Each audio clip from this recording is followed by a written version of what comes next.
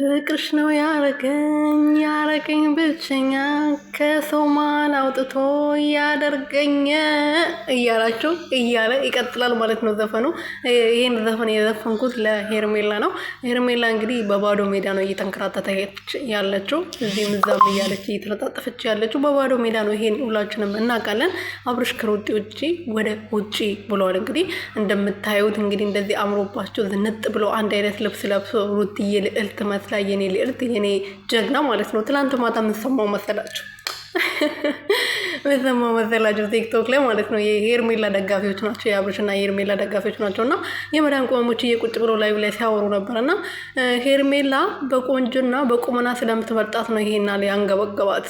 በፊት ፍቅርና ወይን ነፃነት የምትባለው ልጅ መጥቶ ምናምን ሲሄዱ ምንም አልመሰላትም ነበር። አሁን ግን ሄርሜላ ስለምትበልጣት ነው እንደዚህ ያንገበገባት ሲሉ ነበር። እና በጣም ነበረ ሳቄ የመጣው ማለት ነው። ማን እንደሚያምር የትኛው ቆንጆ እንደሆነ ራሱ አታቁም። የምሬ ነው። ቆንጆ ለይታችሁ ራሱ አታቁም። እንደዛ ያወራችሁ ልጆች ማለት ነው። የምሬ ነው። እና ሩትዬ ያው ልዕልት እንደሆነች ጀግና እንደሆነች ከቆንጅና ቆንጅና፣ አረ እናንተ ሌላ ነገር ቢቀር ሳቁ አይበቃም እንዴ? አረ ተው፣ አንዳንዴ የምታወሩትን ነገር እያወቃችሁ አወሩ። በጣም ነበረ ሲያዝናኑኝ የነበረው። ጭራሽ ሩትዬን ከሄርሜላ ጋር ያወዳድሯት ማለት ነው።